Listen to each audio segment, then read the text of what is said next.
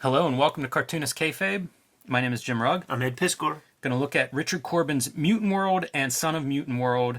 I should say Richard Corben and Jan Strnad's Mutant World. Or as I used to pronounce when I was a little kid, Jan Strand. Yes. Before we dive into these classics, Ed, tell us about Red Room.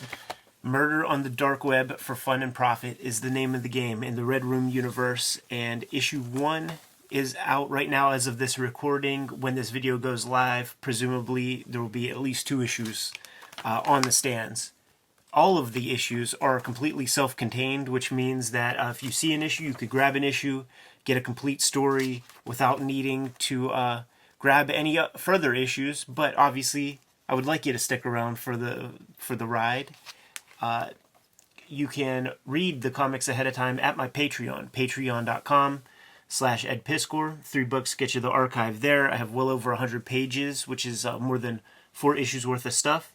You could also pre-order the Red Room comics from Fantagraphics directly if you don't have a shop nearby. All those links are in my link tree in the description below this video. You can join me on patreon.com/JimRugg, where you can download my out-of-print, hard-to-find zines and mini-comics, like this wrestling zine collection of my drawings of various wrestlers, sometimes covers for wrestling comics.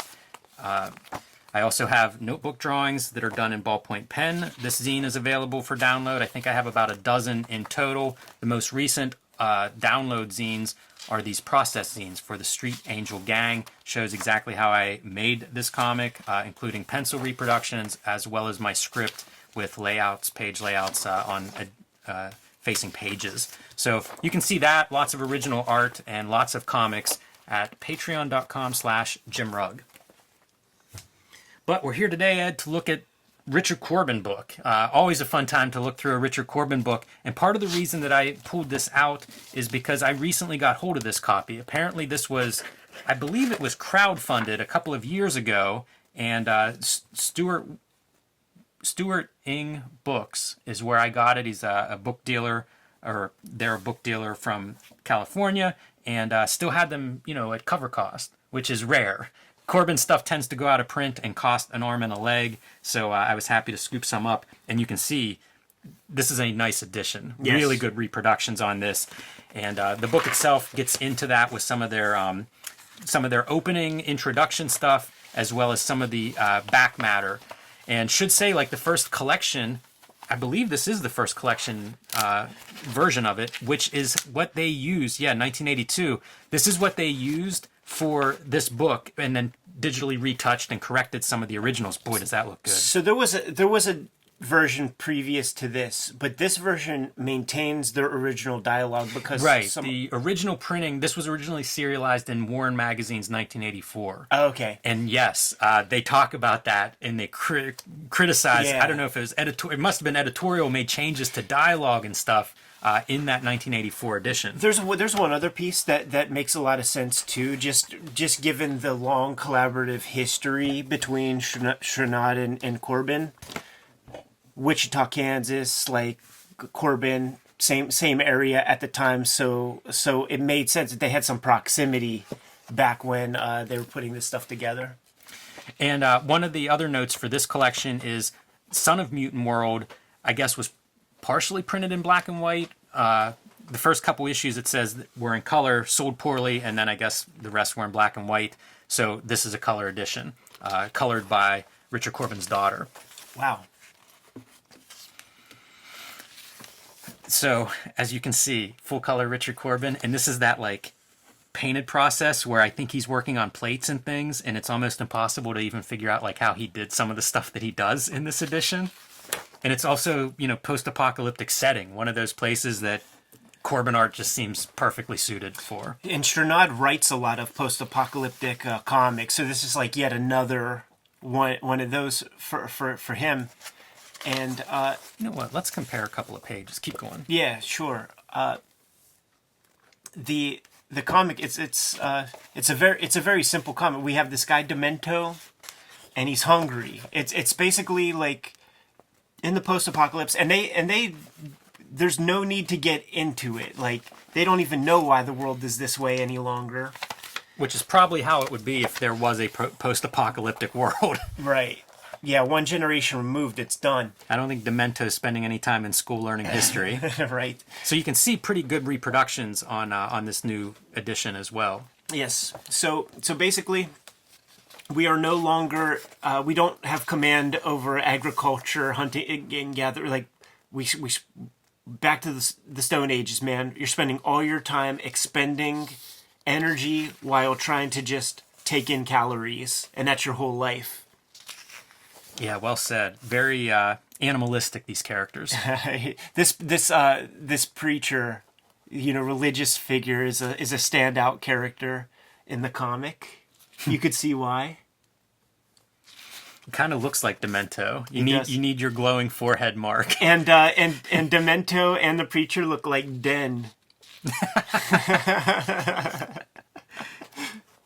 Very true. Everybody is kind of an enemy. Even people that you're working together with, those tides can change quickly. Listen, man, when you're all fighting over the same apple, it can get dirty. Yeah, it's very bleak in that way. One of my favorite pages, man. This is a thought balloon. Demento find food and keep it all. Okay, we're food. Not so fast. How do I know you won't just take the food and run out on me? What? Demento not do that. Promise. Like, I love that pose, man. I just am picturing Richard Corben in a mirror. That's so funny. There's some pictures of him in the back matter too, where they Corben? yeah, in some of his models and stuff. But like picture next to the image, the Corben rendered image. I really look forward to seeing that. Definitely, there's models at work in this. Interesting to see a guy like Corben using models and photographs of models, because it's not like his work looks photorealistic. Yeah, but there's stuff to it that you just can't do by yourself. Sure. So like he's using it for seasoning rather than just tracing the bullshit and being static. Yeah, it's a good way. I think it's a good use, or at least one that I like, of photo reference. Mm-hmm. Because he is making it clearly his own. Yeah, like this kind of stuff. I'm sure he's referencing these like little sections and things. Yeah, and these guys have this woman that they're using for bait to basically lure somebody out that they then rob or kill or eat. Yeah, poor Demento. Any of those possibilities. Demento is a folly in Mutant World.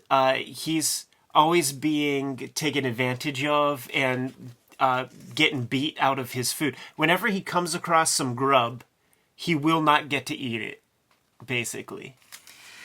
This, I don't want to say subplot, but here we've gone to like somewhere else, like this prison area, and it's a soldier who was out monitoring this kind of wasteland and got involved. And now he's been thrown into the prison because he didn't follow orders properly. But he's watching Demento, he's watching this woman, and eventually he intervenes because like she's just in such bad shape, he thinks she's going to die otherwise. Look at that for a pretty good range of color, between these two. Plenty of pages, man. You see him using basically every color in the Roy G. Biv crayon box. I marvel that his art still looks unlike anything else. This is early 80s, I think, is whenever this was done, late 70s, early 80s, and it's like, obviously an influential creator. Look at that cool digging device that's like burrowing up through into this wasteland. I'm surprised that people haven't just, there's not a big school of imitators.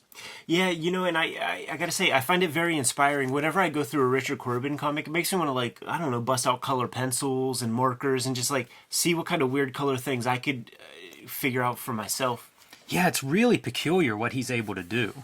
That looks almost like a colorized photo or something. That weird Friar Tuck looking guy. Yeah. Good with action. Guy taking one in the face. Look at that monobrow he's sporting. Looks like Michael Jackson. Doesn't look too good. Mm-mm. She does go through the ringer. Do you think he's hand painting like the line work on this? I was totally making note of that myself when I was reading it the first time. Those lines are so precise, but then like how do you do that? Like you can't lay a screen on top of that. You couldn't? You could lay a screen on and then manipulate it, right? Because like some of the screen lines are heavier, but the precision, like they are perfectly even and stuff. You know what's so funny is like I'm looking at it on the monitor, and if the monitor is as precise as the video will be, nobody's gonna know what we're talking about. Like it just doesn't show up. All of our fans that watch it on their big 4K TVs will see it. The best way to watch. Dude, this part where he's like, there's the pickled punks and stuff. That right there, where he's just like lifting it and just, psh, and then it has the little logo, like a little symbol. The vilest of all. That is pretty foul. He's so upset over it. It seems like it's such a big moment, and then that guy just gets dropped. They just shot in the head. Nothing to it. This setting is really cool, I think, with the soldiers, where it is like there's a pocket of civilization, or at least the remnants of, you know, people that have better resources and technology, but are guarding that with their lives. Literally soldiers guarding it. Yeah, little mystery to it, because when you see the observation of the outside, like you wonder if the whole mutant world is just an experiment, like, you know, if it's modern day, like this is another great panel, man. So is this one. Like, that expression's hilarious. Demento's getting cucked. Poor Demento. Back to where he started, man, all alone and hungry. Yeah, and then just this little shit, this beautiful little Grace, just crack the bug, eat that bitch. Yeah, that's a good sized bug. It's like a chicken finger. And then it's the same world where, like, you have meticulously rendered figures and then these cartoony, like, creatures. He's good at that, man. I love it. Staple of his work. Wonder if that's based on a dog or something. You know, taking a dog's muzzle and then distorting it into his cartoon language. When you say it, looks like it. I think we see a model for this character in the back, I think, and it's another one that's very striking in how different it is. So that's your end of Mutant World, but this great edition collects Son of Mutant World as well, which, you know, I mentioned a couple issues were color, a couple issues were black and white. This was, he self-published that, and apparently it didn't sell great, but what I like is it's line art. Yeah, this is like that Ninja Turtles issue era kind of style of artwork. So pretty cool to have both of these stories in the same book and being able to see that variety of artwork. And this follows Demento's daughter, so, you know, set sort of in the future of Mutant World, or at least, you know, a generation or so into the future of Mutant World. I don't know how much time passed between the two the two books, because I think this was published in the late 80s, I think. So assuming it was created, then you're looking at maybe not quite a decade between books. A lot of pages in there. And she has this big bear that she rides around and partners with, and eventually the bad guys capture. So her motivation, you know, to go rescue that bear. And there are quite a few awesome images of the bear and, you know, kind of its scale against friend and foe.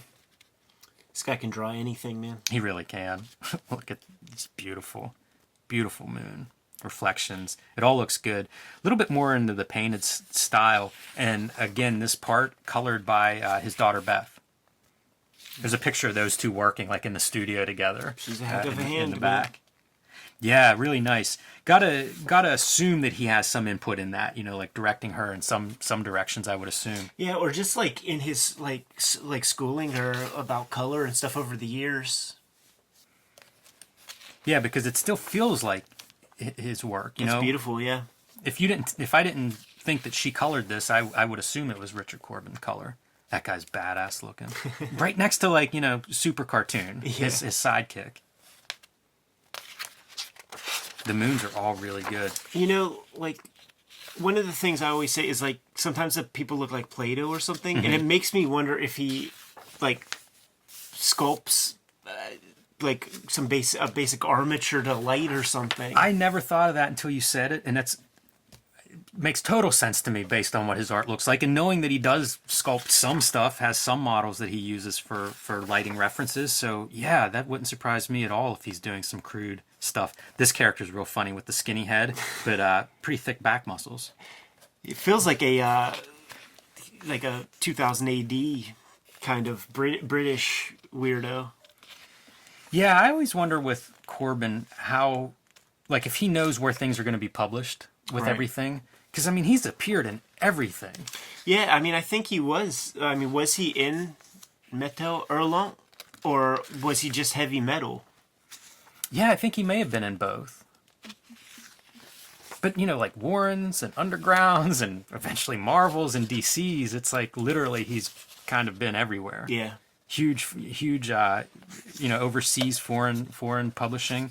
I mean, a lot of this stuff, I think Mutant World may have been printed in Europe somewhere before it was actually collected here in the The States. French love him. That character, I think, is really cool. That whole piece is sick. Yeah, it is. That feels kind of like that Turtles color, Corben Turtles issue. And there's a good look of your oddball character. Chode head. The main story here is this guy has an army that's coming to take over, I don't know, the fortress where those soldiers live. And Demento's daughter gets caught in the middle of it. And it's essentially going to be this big showdown battle. That floating head thing is cool. He gets stuck in the gates. So there are monstrous creatures in the wilderness around Mutant World. They come out at night, suckers. I forget what they're called, but they basically just suck the life out of people. And so everybody panics once these things start to come out, and our big heavy gets stuck in the gate, and his people abandoning him, and literally stuck in the gate and begging them to pull him out. And eventually it's those monsters, those creeper monsters that get him. He'll do this stuff too, like where it looks like big head, small body, like, way out of proportion and stuff. Yes. But still really cool. But also kind of realistic type people, and then this character. And when you get the realistic, it is Uncanny Valley realistic. Yes. Like it looks a little.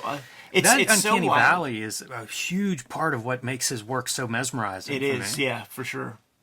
Yeah, you get so sucked into the parts that look right, and then right next to them will be some far out cartoonish element, sometimes on the same figure. Look at her profile. Wild stuff. Now we're getting to the part that I really want to see, man.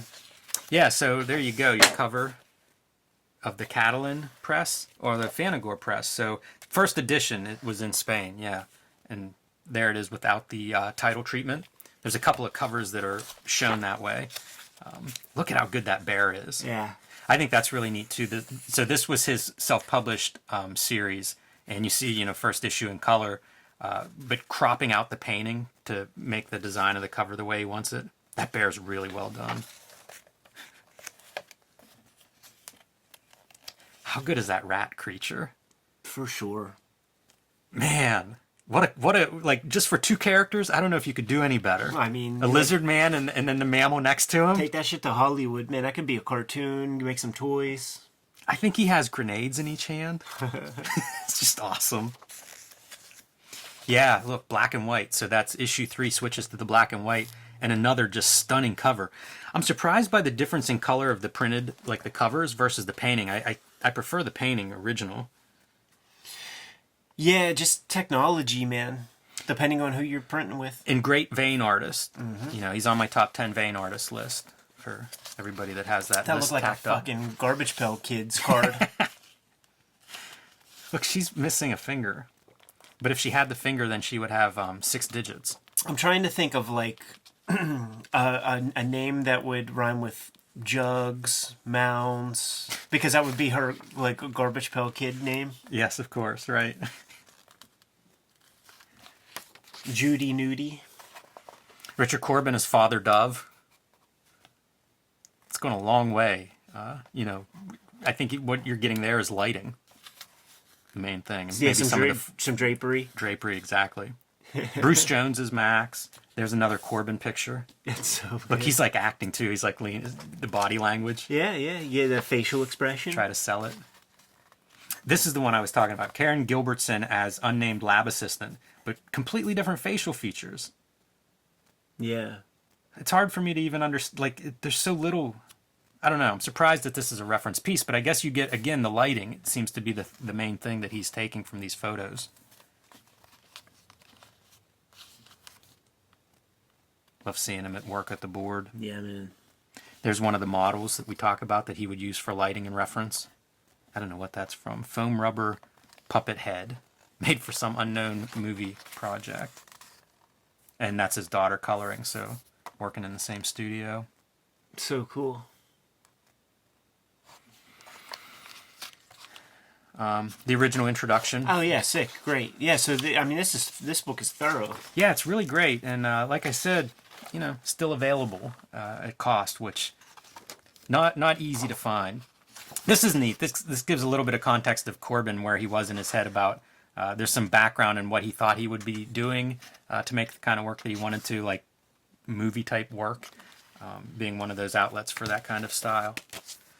So, Mutant World, Son of Mutant World, Richard Corben. Very happy to take a look at this. Great stuff, man. Rest in peace. Always enjoy revisiting his art. Me too. Good to go. I'm done. Kayfabers. Like, follow, subscribe to the YouTube channel. Hit the bell. We'll notify you when new vids are available. Jimmy, what's out there? Join me on patreon.com/JimRug, where you can download my out-of-print, hard-to-find zines and mini-comics. You can see my original art and how I make the comics I make at patreon.com/JimRug. Red Room Comics out in the wild, man. Murder on the dark web for fun and profit. If you see an issue, grab an issue. They're all self-contained. And if you want to read the comics ahead of time, hit up my Patreon, patreon.com/EdPiskor. $3 will get you the archive there. I have more than 4 issues live as we speak. The links to order and pre-order Red Room Comics are in the link tree in the description below this video. You can subscribe to the Cartoonist Kayfabe e-newsletter at the links below this video. You can also find Cartoonist Kayfabe t-shirts and merchandise at the links below this video. Jimmy, hit him with one last set of marching orders. We're going to be on our way. Read more comics.